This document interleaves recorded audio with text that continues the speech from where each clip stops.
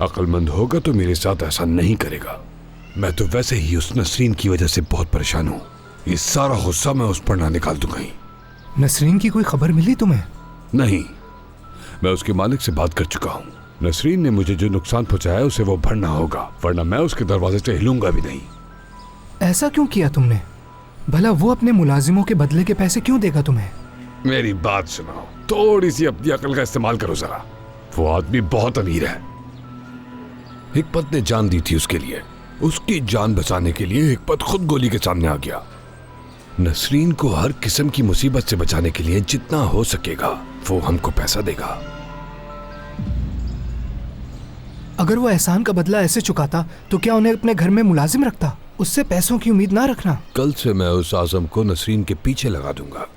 जब उसके मालिक को इस मामले की संजीदगी का अंदाजा होगा वो खुद यहाँ आकर मुझे पैसे देगा, देख लेना। जब उसे इस बात का पता लगेगा कि नसरीन किस किस्म की बला है तो वो उसे नौकरी से निकाल देगा। वैसे अगर मुझे उसके घर में नौकरी मिल जाए तो अच्छा होगा। नसरीन से उसके हर किए का हिसाब लूंगा मैं आहिस्ता आहिस्ता। क्या समझती है कि इतनी आसानी से मेरे कागजात अपने पास रखकर जान छुड़ा सकती है मुझसे?